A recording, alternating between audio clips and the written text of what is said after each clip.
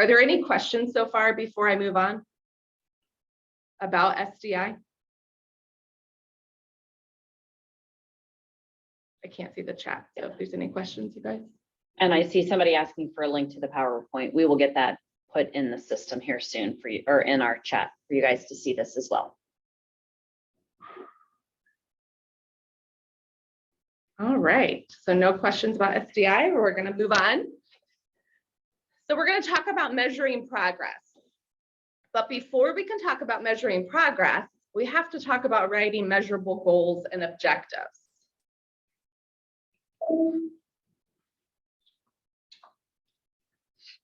It's not letting me move the slide now.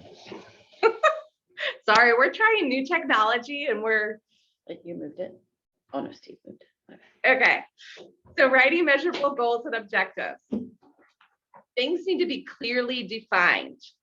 You need to tell what condition under which the behavior will occur and the criteria used to evaluate that performance. So when we say clearly defined behavior, it needs to be clear, concise, and specific. Conditions include the situation, the setting or given material in which the behavior is to be, and then the criteria used to evaluate that performance. The level to demonstrate mastery, the number of times. Why is sorry. The number of times to be demonstrated and avoid vague terms.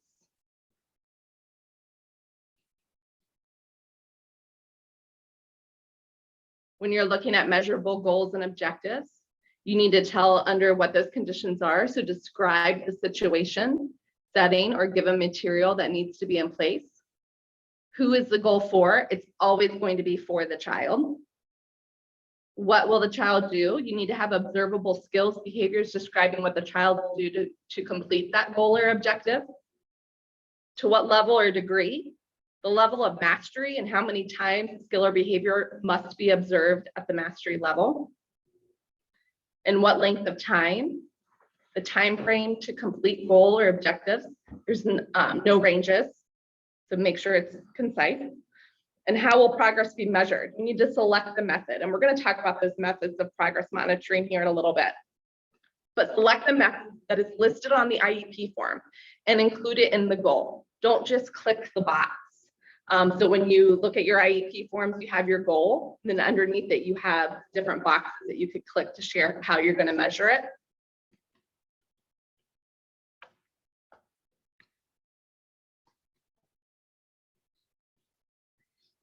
This page just talks about when you are writing your goals and objectives, that there's different ways to make sure that you're measuring it appropriately. So are you looking for accuracy? Are you looking for duration, for rate, for cumulative counts? So just wanting to make sure that you're referring to the correct measurement. So when you're talking about accuracy, that refers to the number of times the behavior or skill occurs, such as 75% of the time, or 14 out of 15 times, 10 consecutive times. The duration refers to the length of time. So you might say that the child will attend to tasks for 15 minutes. So you have that duration set. The rate refers to the number of times when the time during a time period. So words per minute or times per week. And then cumulative counts refers to the number of times without a time reference. So maybe you want to document the number of times the student waves goodbye on 5 occasions. Are there any questions about writing measurable goals and objectives?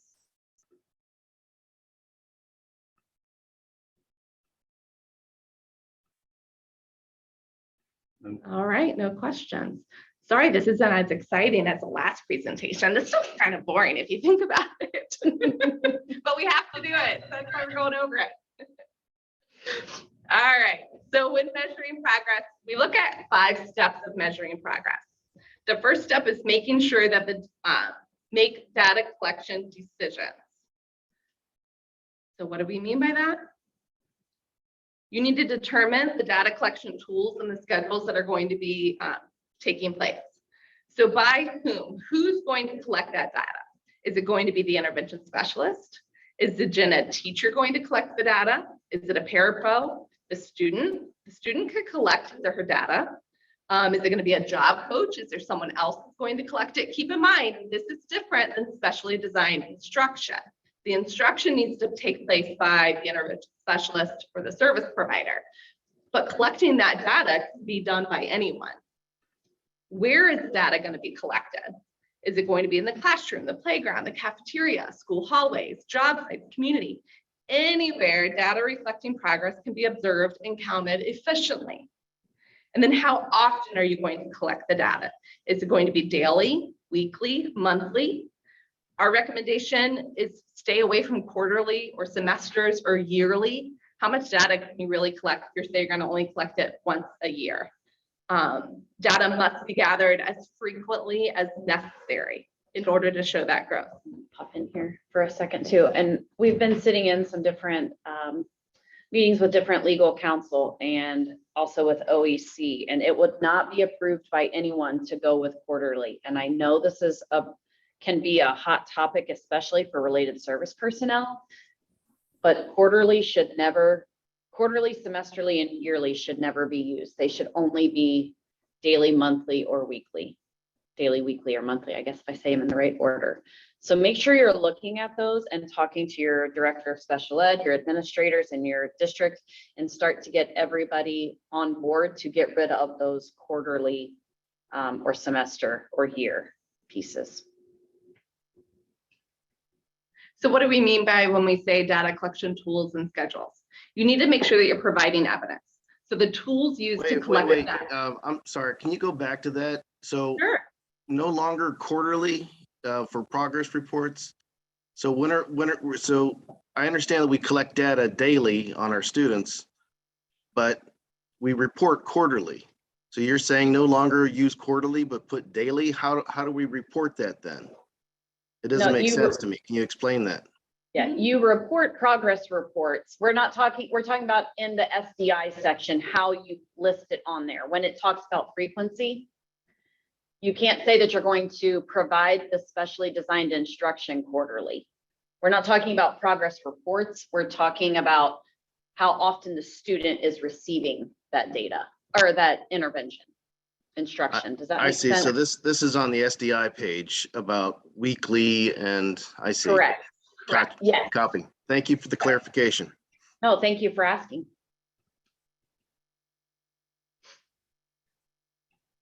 All right. So when we say provide evidence, the tools used to collect data and measure progress provide evidence of student performance specific to the IEP goals and objectives. The student progress, the data collection tools should represent different types of measurement in order to provide a clear picture of the student progress. Schedules. The data collection schedule depends on how service is delivered. This kind of goes back to your question, sir. Times for data collection should be worked into daily, weekly plans for instruction. Other service providers play a keynote data collection and input. Schedule data collections when concerns have been brought up, and it does not have to be separate from the instructional time. And then making sure that you have that picture of student progress. Visual representation of data provides a picture of student progress and helps to clarify the written word or list of numbers used to make decisions. Ways to show data visually include using graphs, charts, checklists, work samples, and we're going to go over some of those here in a little bit. So when we just talked about making sure that you're representing the data visually, that's the next part of how the 5 steps of measuring progress. So you need to compiling your data is critical. You need to periodically review it, and don't wait to collect the data. So for example, if data is collected daily, then you should be compiling that data weekly. So putting it together within a week. So collect the data daily, compile it weekly.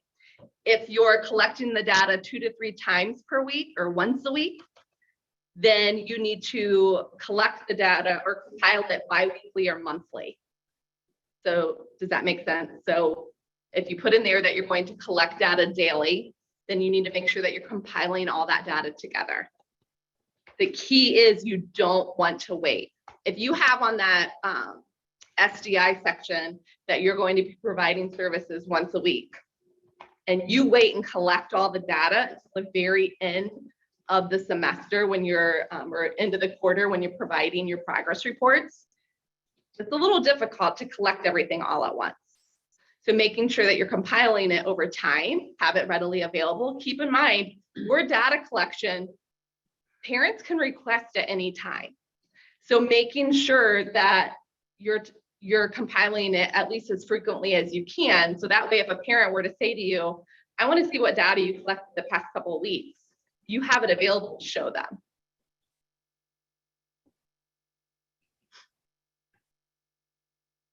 Next, you need to evaluate the data, looking at that data that you've compiled. Data collection provides information used to drive the instruction. So it needs to be reviewed regularly. Data must be reviewed regular or on a predetermined basis. You need to evaluate it for progress. Data must be evaluated to determine if the student is making progress towards their goals and objectives. And then determine the response to intervention. So data should be determined how well the student is responding to the intervention being implemented. So my question to you is, if you're looking at your data as you're compiling it, and you're seeing that that student is not making progress, what do you do? And anyone can answer. Feel free to take off your mic. And if you're more comfortable, you can put it in the chat as well. So what would your next steps be if a student is not making progress based off the data you're collecting? All right, well, it depends on if it's like a reading goal, and if the reading is too high, then I would go at a lower level. Okay. Anyone else?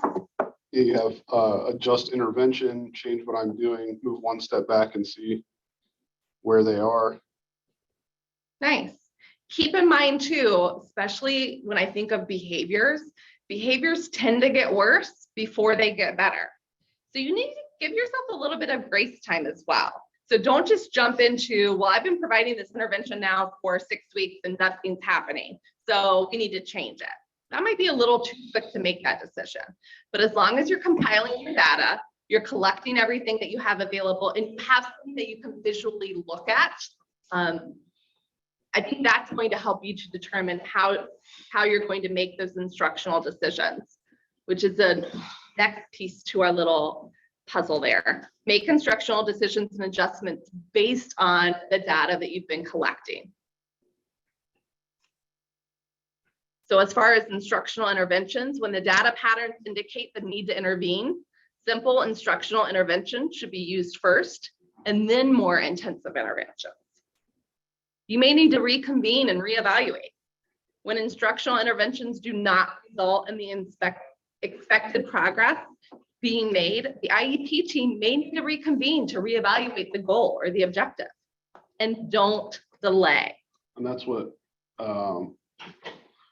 to Katie's point, Katie put in the chat box, students IEP was made by another teacher previous year and students not able to meet objectives that are written in their IEP. Any thoughts about next steps? And that goes back to what Erin said about, at that point, you probably need to reconvene the IEP team, because one of those qualifying components is that lack of progress, as measured by, collected data, would encourage a IEP reconvening to address those things.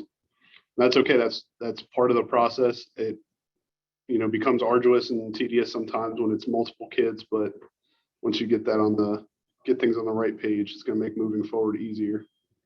And if you're collecting that data the way that the IEP says it needs to be collected, and you're seeing that maybe the goal, if it's another teacher that wrote it from the year before, and you're not getting the information that you would have expected out of the student, reconvening that team meeting and being upfront with the team and say, here's what I've been told what we need to work on based on the way the IEP is written. Here's all of my data that I've collected to show that I think we need to talk about this a little bit more. That's going to go a long way with parents and with the rest of the team, rather than waiting until that IEP is up for review a whole year later. And if you go to the table and say, yeah, this goal wasn't appropriate, we need to come up with a new goal, you've just opened the door for parents to request extended school year services, because you did not have that data to show that the child was making progress. Does that make sense? So don't delay. Don't wait too long to make changes. It's kind of that slippery slope. So like I said, you want to give yourself enough time to collect the data. You don't want to jump the gun and make changes right away.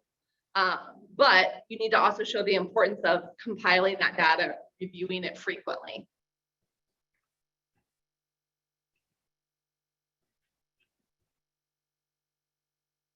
So this is just a quick little way to help you determine whether or not you need to make those decisions or adjustments. So if the data you're collecting and you see that that child is above the target, that maybe they're already mastering the goal the way it's written, reconvene to set new goals and targets. It's okay to amend an IEP. You need to make sure though that you're informing the parent. You can't just amend the IEP and say, well, this is what I'm going to work on.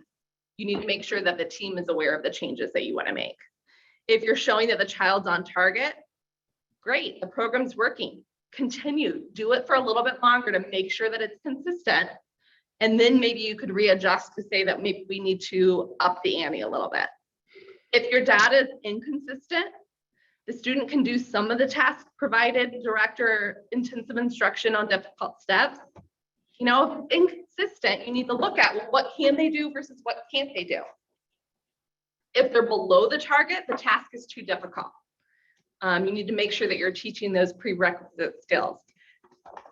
If the task is too difficult, that doesn't mean that you need to necessarily adjust the goal.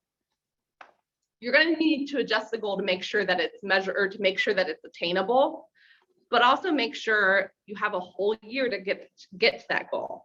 So if you need to teach those prerequisite skills first, and you don't think it's going to take that long to get those prerequisite skills in, that doesn't mean that you necessarily have to change the goal. If the student has mastered it, you need to move on to the next goal and objectives. You can always add to the IEP as well and amend the IEP to add another goal if you need to. Any questions?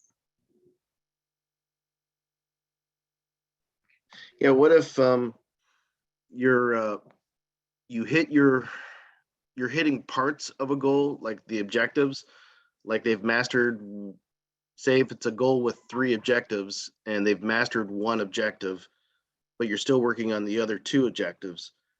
Do you, do you stop working on that 1 objective and just continue working on the next quarter of the other 2 objectives? Or do you continue to show and prove, take trials of that first objective that they've completed? My recommendation would be to continue taking data on it. What would your thoughts be, Kim? On all of the objectives? Yeah, like if you see that, let's say you're in the second quarter of progress monitoring and the child's already showing that they've met one of their objectives, I would still like to see another consistent quarter worth of data before I stop providing intervention for that.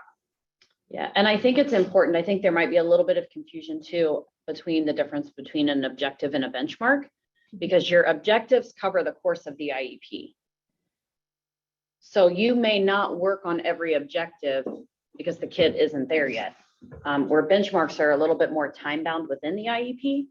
So you want to really think about that. And the reason I'm addressing that is not only your question, but then we also have, do you have to write the 3 out of 4 trials each time we write progress reports, or is it 3 out of 4 trials throughout the course of the IEP? It depends how you write those goals. Not everybody does, 3 out of 4 trials. Some do more. Some, I would discourage you from doing anything less. Things of that nature. So it really just depends on how you've written those objectives. So if you don't have something to report on an objective at the end of a quarter when you're doing progress reports, or interim if your district does interims, because please remember the progress reports have to be handed out anytime everybody in your school gets a report. So if your district or your school does interim reports for everybody, progress reports have to go with those as well. And so just really thinking about what is it you're working on right now. If you are consistently collecting data and the student is not making progress, then that's when you may want to reconvene as the team and adjust certain areas. So lastly, on our little puzzle piece, of the 5 steps for measuring progress is communicating that progress.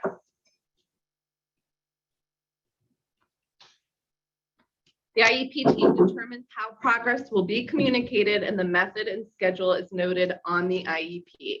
At the bottom of each goal, you have the little statement that says how often will progress be reported.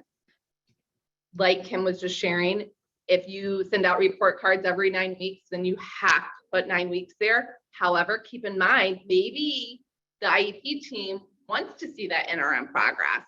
It's okay to put 4.5 weeks. It's okay to put 4 weeks. It's okay to put 2 weeks. Whatever the team decides, don't just say, well, at the district, we always just put 9 weeks.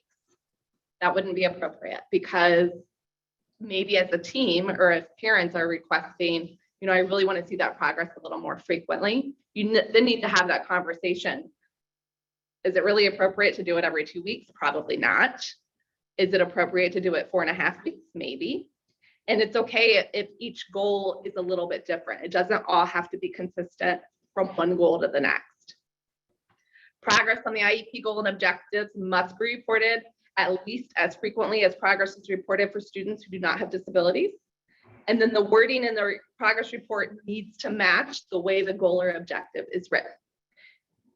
So for example, if you have in the goal that the child is going to do whatever in 8 out of 10, you know, trials or whatever it might be, and then you just put on the progress report that they did it with 75% accuracy.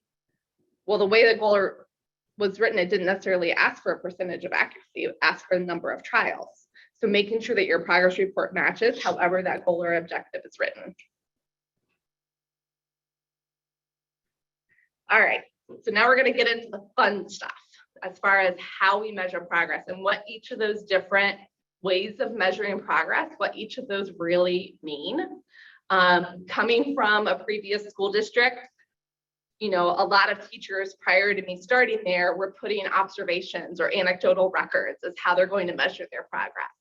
But you'll see as we go into this presentation, there's stipulations and guidance as far as what it means to have an observation or an anecdotal record. And most of you probably should not be using that as a method of measurement.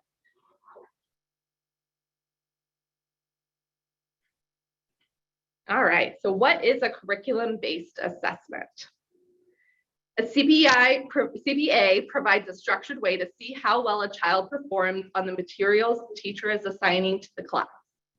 The assumption is that if we want to know whether children are progressing in reading or writing, then we should observe or count their behavior as the read and write in school. And we should collect this data as often as feasible so they'll quickly know whether a child is making progress or falling behind. That's a direct quote from Witt, Elliott, Daly, Gresham, and Kramer. Assessment of at-risk and special needs, the article of the assessment of at-risk and special needs children. Sorry about that. What are some examples of curriculum-based assessments? It might be probes using brief reading passages, short spelling lists, samples of math items from the curriculum. CBAs are sensitive to short-term academic gains and can be administered frequently. Teachers can analyze student scores and adjust student goals and instructional programs. Typically, CBAs are done through reading, math, and writing. Doesn't mean it's only with a reading, math, and a writing goal, but typically that's what you would see. So what we have next are just some examples for you to look at of what a CBA might be. Here's a letter sound fluency test where they're marking the fluency of the sound, how quickly the student knows the sound of the letter. And I believe we put the link to the slideshow in here. You'll be able to pull this up to make it a little bit bigger. Here's another example of reading analysis. So miscues as the student's reading, they're marking off what they incorrectly said, maybe what word they said in place of it. That would be a curriculum-based assessment. This is a number identification score sheet.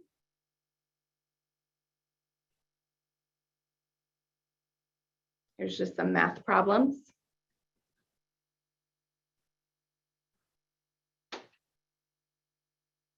Here's another curriculum based in the area of math. Kind of looks like a quiz that maybe you would give to students.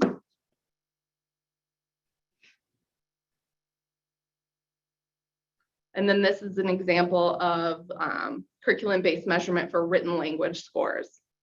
So looking at total words written, the words spelled correctly, the correct writing sequences, percent of words spelled correctly, etc. Are there any questions about curriculum-based assessments or curriculum-based measurements? So we have a question. Do we have any quick links where these sample assessments could be? Google.com. Seriously, that's where I found it, was Google. Yeah, so we went and just found like samples so you could see them in action. There are several different websites out there, and we can look and see if we can find a couple to put out here that might give you some good guidance on where they would be. All right, next we're going to look at portfolios. I had a hard time finding samples of portfolios, and I think the reason why is because really it's not used that often for IEP goal measurement or objective measurements. But just so that you have the idea of what a portfolio is, it's a collection of student work that exhibits students' efforts, progress, and achievements or one and more areas of the curriculum. Keep in mind that if you are using a portfolio, that student needs to be a participant in collecting the information that is in that portfolio. It's not just the teacher pulling items together to create it themselves. That is not a true portfolio. A true portfolio, the student is a part of that process in determining and talking through their, if you're doing like a writing portfolio, looking at their growth in terms of writing. There needs to be criteria for judging merits. So whether you use a rubric, which we're going to talk about in a little bit, but how you score that. And then evidence of that student reflection. So having the student either do a quick little write-up, or if you type up a narrative of what the student shares as far as their self-reflection of it. And then over on that right-hand side in the red, just put some examples of different types of portfolios. So I'm not going to read through all of those. I know that we're limited on time and I want to make sure that we get through all the other methods. But it just kind of outlines or shows for you the different types of portfolios that could be used. Are there any questions on portfolios? Again, I have very rarely in my time, I've been in education now for 22, 23 years. I don't think I've ever seen anyone mark this on an IEP goal, but that's not to say that you can't.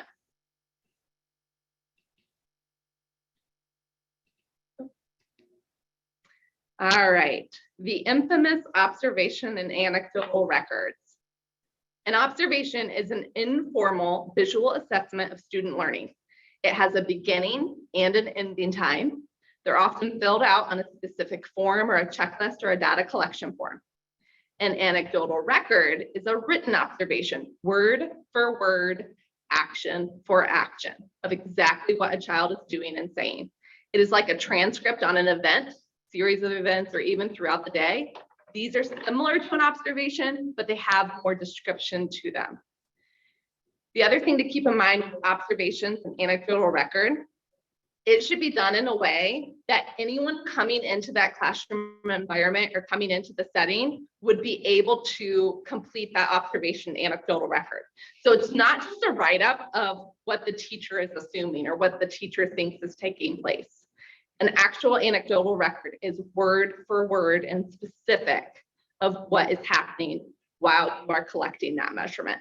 And again, to emphasize, it needs to have a beginning time and an ending time.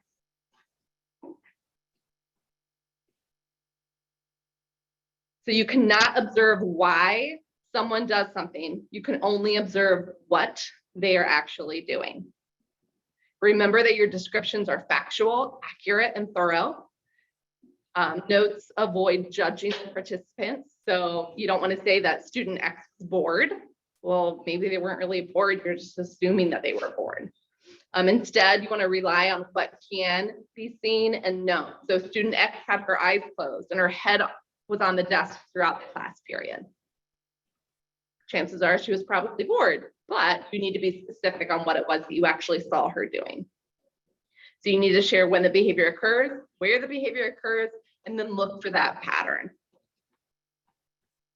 Here's some examples of some observation or anecdotal record form. On this one, it's kind of hard to see, but it's looking at when it takes place. So it was during either large group, small group, transition, and unstructured activity.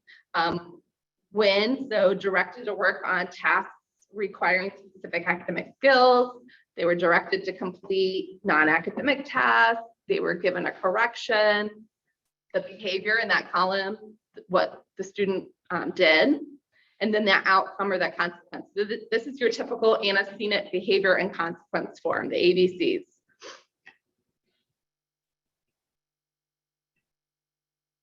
Here's another one for a behavior observation tally sheet. Again, it's observation based. You'll notice that there's a start time, there's an end time, and then they're marking on there whether it was the problem occurred or if an alternate occurrence happened.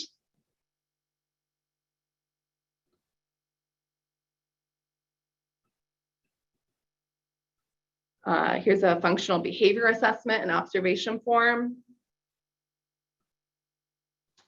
And then this last example would be for that anecdotal record, where you're writing out more of that description or that narrative of what took place. Any questions on observations or anecdotal records?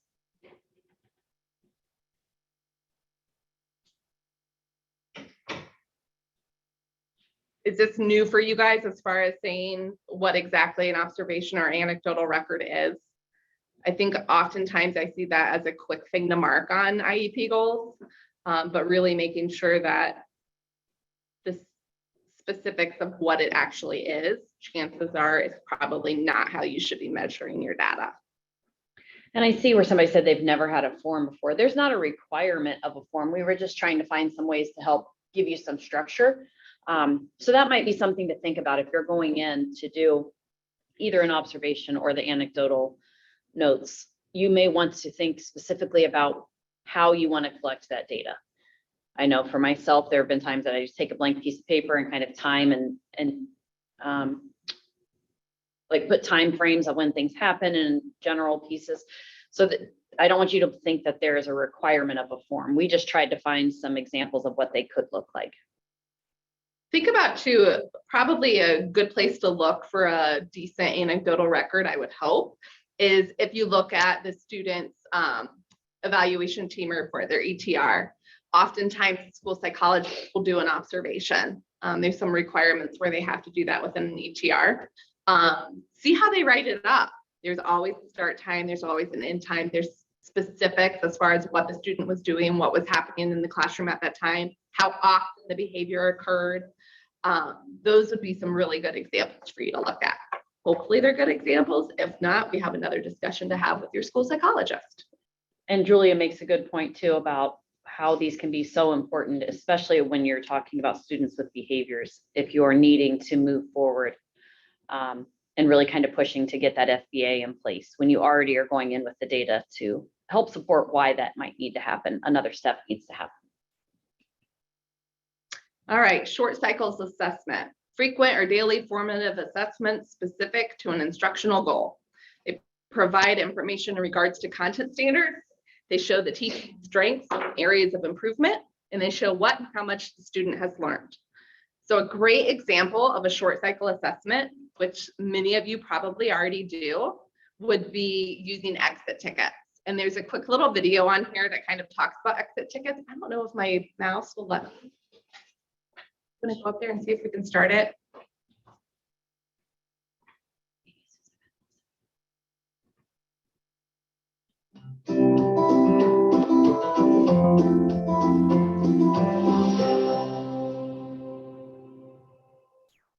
An exit ticket is a short assessment given at the end of class that students must complete before they can leave class for the day.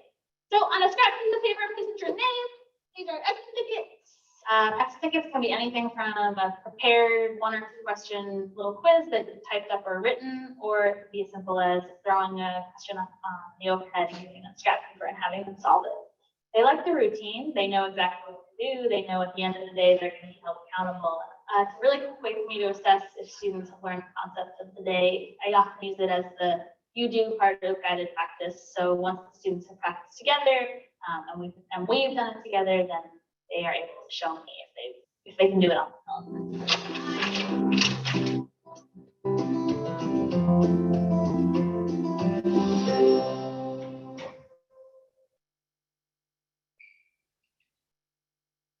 So like I said, the short cycle assessment, that could be something, if you don't want to call the student out and make it look like they're having to do something even more than what other students are doing, do a quick exit ticket for everyone. You know, you may only really look at the one student that you're collecting data on, but it's a quick way to kind of gauge whether or not the students were attaining the information that you were wanting them to. So performance assessments are next. Also known as alternative or authentic assessment, is a form of testing that requires students to perform a task rather than select an answer from a ready-made list. You need to structure the way of scoring the assessment beforehand. Oftentimes we'll see this if a student is completing an experiment in science class, if they're completing a task, maybe they're doing speeches in English class.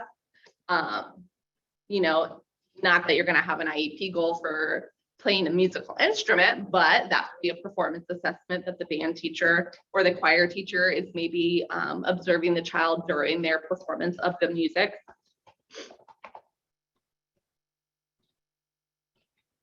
Checklists. This is a very common one that we see on many IEPs. Checklists are assessment tools that set out specific criteria which educators and students may use to gauge the skill development or progress. A list of behaviors identifying a student's skill and knowledge that enables teachers to observe and easily check off what children know and are able to do. So again, you can have multiple steps are needing to be performed. You can check off whether or not they did all the steps. You need to determine all the steps as they're completed. And then you could also work on organization skills for the child.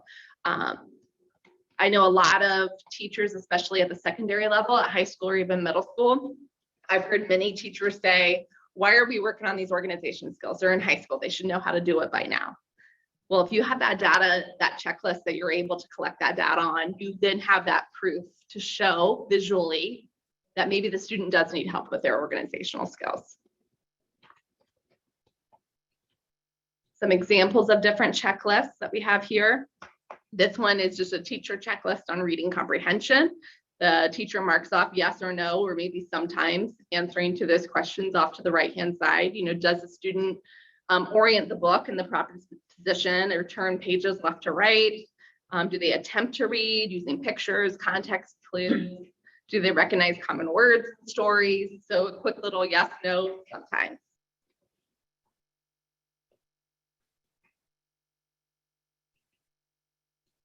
Why is it not moving to the next slide? Is it stuck on something there? Steve's in the way. Thanks, Steve. Here we go. Here's a little self-monitoring form. So this is something where I said that the student could even collect their own data. Student marks on here. Today in class, was I paying attention to my assigned work? Yes or no. Was I following the classroom rules? Yes or no. Any questions on the checklist? Checklists can look different. You might even have your own form of a checklist that you've created, and that is perfectly fine. We just wanted to give you some examples. You got like 15 minutes. Okay, are you telling me I gotta hurry up? I'm just tired. Slide you on. All right, 15 minutes, few more slides. Running record, focus on a sequence of events that occurs over time, giving a more detailed picture of the behavior over time. Often you'll see running records for reading or maybe for speech skills that a speech therapist is collecting information on. It allows you to assess students' reading performance as she or he reads from a benchmark book. Benchmark books are books selected for running record assessment purposes. A running record form with text from the book printed on the form accompanies each of those benchmark books. And then usually it's only the first 100 or 150 words of a longer benchmark book are used for those upper level reading records. Steve, it's stuck again. I don't know why it's doing that. All right, here's just an example of a running record for reading. That's right. That's all I had on that one. All right, work samples. Work samples are a great way to collect data, especially if it's for writing or math. So students' work that shows level of the skill, collection of the student work that demonstrates what they know, shows progress over time. It compares to peers in a concrete manner, and it shows patterns of errors. Examples here include a writing sample. And I can't see the other one. It looks like it's also a math sample. Inventories. Inventories are individually administered tools designed to determine a student's approximate independent instructional and frustration reading levels and abilities. They are composed of a series of graded word lists and graded passages to help teachers gain insight into students' reading behaviors and determine a student's oral, silent, and listening levels. There's different examples of inventories. A lot of teachers may use that basic reading inventory, an analytic reading inventory, qualitative reading inventory. There's one called SIRI, the Steiglitz Informal Reading Inventory. Like I said, there's a ton of them. You can also look at transition-related skills or student preferences and learning styles. So think of it this way. Oftentimes I'll even see inventory as this measurement for a physical therapist. Maybe there is a list of skills that they're wanting that student to be able to do over time, and they may collect inventories on it showing that progress.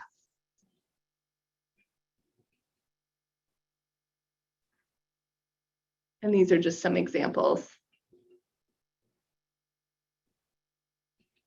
All right, next we have rubrics.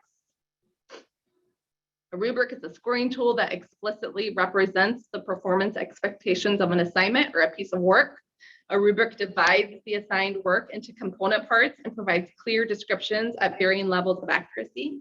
And it's usually handed out prior to an assignment. Oftentimes we'll see rubrics for writing assignments, the expectations of what the student's supposed to complete. Here's just a little graphic to show you what a rubric actually means. There's rules to it that shows understanding, there's baseline, there's responsibility, integrity, and communication, all within your chart to show the rubric. And next slide, we just have a sample of what the rubric would show. So you'll see on that left-hand side, the traits or what you're wanting the student to do, and then the score of how you're going to grade them. So if you want 4 points, 3 points, 2 points, or 1 point, and it kind of outlines it that way. Oftentimes, like it said, this is given to the child beforehand, so they know what the expectations are. Any questions?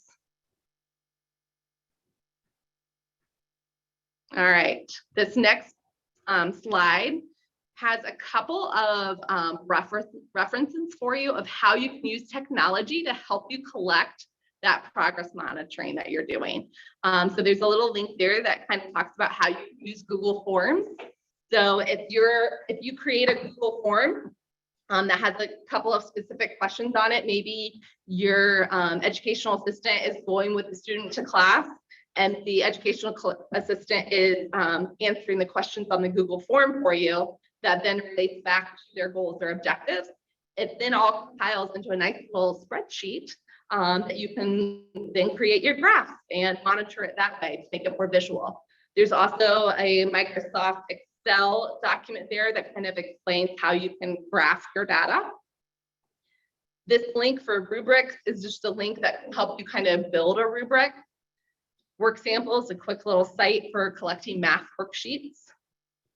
And then behavior assessment. So looking at that duration and latency recording of different behaviors. So it just kind of explains a little bit for you. All right. I guess we're done now. So what questions do you guys have? We can be a little more informal here. What specific questions do you have as far as the way that you're measuring progress or what you've seen? Feel free to go off mute if you want, or you can put your questions into the chat.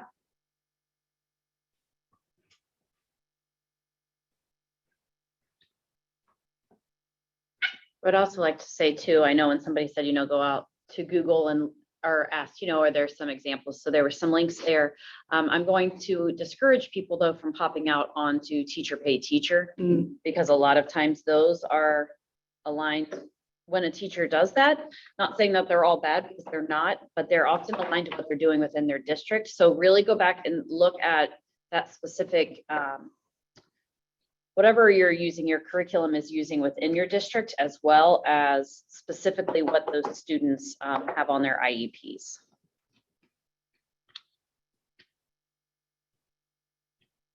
Does anybody have any questions for us? I've also included in the chat the survey for today. So if everybody could please at some point make sure that you complete that survey. You will get a certificate emailed back to you once you've completed the survey with the credit for attending today's session. And believe it or not, we really do look at any comments you have on there when you add those on there, so that we can improve these sessions. This is the first year SST 11 has done this New Intervention Specialist Academy. And Erin, Steve, and I have had a lot of conversation already, just the three of us, about how to improve these in the future based off feedback we've received from everyone who's been participating. And make sure that you also check with your director of student services or director of special ed. The information that we shared with you today is just kind of like a guidance of what our recommendations, not recommendations, but what it says specifically as far as how to collect those different types of measurements. But talk to them, because they may even have some other ideas. They may even have examples for you, or get you in touch with other intervention specialists that are collecting data on a similar information. Maybe they could share their data collection form with you. You want to make it so it's not too difficult for you. So don't get all, tech savvy if you're not traditionally a tech savvy person. It doesn't have to be techie. Paper and pencil is perfectly fine. Just make sure that you're compiling the information in a nice location so you know where to find it later. Also making sure that you're specifically the way that it's outlined as far as how to collect an observation, how to do an anecdotal record, how to create a portfolio that student needs to be involved with that process. You need to follow those rules and guidelines. Hi, this is Kelly. I know that we only have a few minutes left, but can I ask a question about high school? Sure. So I'm coming at this from, more of an administrative perspective and trying to provide some help to the teachers. Many high school teachers have, 17 to 20 plus students on their caseload, and each student may have 3 or 4 goals plus post-secondary goals. So we need to be very time efficient. What resources are out there that teachers can use to progress monitor that they don't have to create the tool themselves? I don't know of any particular one, just because everyone's goals and objectives are individual. So there wouldn't really be do you know of anything, Kim? It's not really an deal. No, and I know, like the district I was in previously, our intervention specialists, because at the 712 especially, they shared a lot of students. They may not have been their case manager for all students, but we assigned ours and kind of worked based off of content specific areas. So they did a lot of shared Excel documents that had all of the kids, where multiple people could be putting in progress monitoring at the same time. Right. So I would definitely try to collaborate. They used Google Sheets was their primary way that they would put some students on there. They didn't do it for all of the students, but especially those ones who were fully integrated into the general education curriculum, because they had multiple touch points a day. And then that also allowed them, when they were working with their students on their caseload, maybe in an academic support period or something like that, they could go back and see where the kids were progressing and see if they needed to help intervene more specifically in that small area. Right. Well, like for example, in the elementary, they can use Dibbles, which is a great tool, depending upon, again, I understand what you're saying about depends on what the goal is. But at the high school level, it seems like a lot of teachers skip to comprehension, even if some of those basic reading skills have not been mastered yet. And you are 100% correct, which is the big push behind Ohio with the new dyslexia law. And so districts are having to now purchase or choose selected screeners. I shouldn't say purchase because not all of them are required to be purchased, but they have very specific screeners. And when you really start looking at some of those aligned to the dyslexia law, when you're talking about those reading and you get into the science of reading and why are kids not decoding even at those upper grades, you know, with those basic reading skills have holes in them, correct? I mean, I think we all know that. So there are some really good screeners out there. And I'm trying to remember when I looked up Cadence the other day, I think they have and it's free to download. It can be just like a paper pencil version to download. And I'm pretty sure that was the one I was just looking at that has a secondary set as well as the primary set. So we do have STAR. However, I think if you were to ask the teachers, they don't feel it's a very appropriate progress monitoring tool, even if the company says that it is. And STAR has multiple facets to it. So I've been out working with districts who use it, and some have extra components that others don't, that really kind of target down. So it could be what your district has purchased. I guess that's And how, possible, yeah. yeah, how many different layers there are. As of right now, the Renaissance, who is the company who owns STAR, they're not approved for any of the dyslexia screeners from the state of Ohio right now. I'm not saying they won't be for next year, but right now there are only 4 in the state of Ohio that are even approved. Right. There is a new approval process open right now, a window open where other vendors can apply to try to get onto that list, but we have no timeline of when it may show up. Okay, well, thank you. I just was very curious as to whether anybody found something. I see that there's a link in here to Intervention Central, I think. Yeah, it has, it looks like Rebecca shared that. I just pulled it up. I'm not familiar with this site. So I just have a question on that just because I'm not familiar with it, but it looks like it's showing the different types of measurement or the different programs for measurement. Keep in mind too, that the way that the goals and objectives are written, Yes. oftentimes those types of programs may not really meet the requirements of that goal or objective. You don't want to create goals and objectives based on the programs that you necessarily have available. That's nice when it aligns, but you really need to be looking at what that student truly needs. And it may not be the program that's offered in the district, if that makes sense. Yeah. Yeah, and I did just pull up on acadianslearning.org, and that is one that, like I said, that's approved, that aligns to the dyslexia screening, and they have some different screeners, like a universal screener, even for grades 7 and 8, which I don't think are completely inappropriate for even looking at some high school students if you're really trying to target gaps for students with disabilities in those basic reading and foundational skills. So that might give you some place to look, knowing that the state of Ohio has vetted those materials as well. You said Acadians? Yes.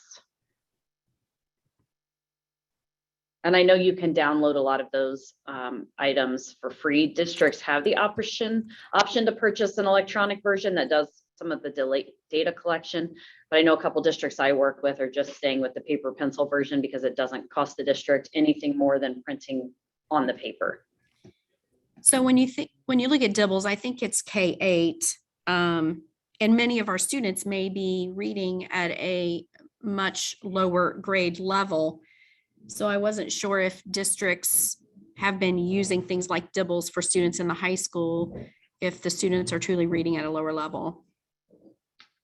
They can, and I think that's really kind of a district decision on what's going to align with your curriculum.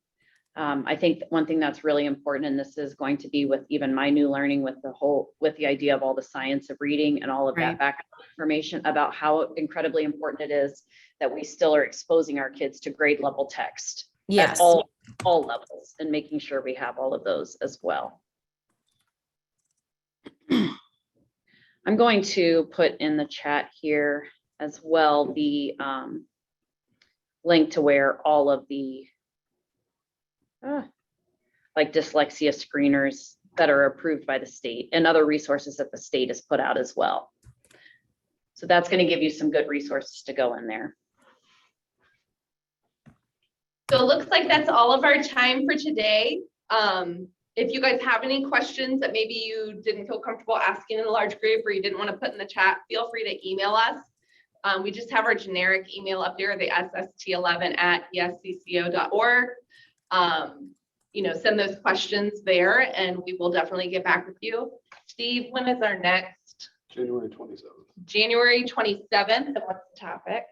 Collaborative partnerships. Collaborative partnerships. So not quite sure what we're going to talk about for that one just yet, but hopefully it'll be a little more exciting than what this one was. But hopefully you gain new information that you can go back, get started working on those progress reports. They should be coming up here in the next couple of weeks before winter break. Everyone have a great holiday, Thanksgiving here in the next week or so, and we will see you again in January. And I know there was at least one question that I don't know we answered. If P. Crawford, if you wanted to unmute and stay on, we can stay and answer that question as well. Have a good afternoon. Please don't forget to fill out the survey. Thank you. Hello, I got a quick question. Yeah, I came on here late. Where can we find the recordings of these trainings? We will post them.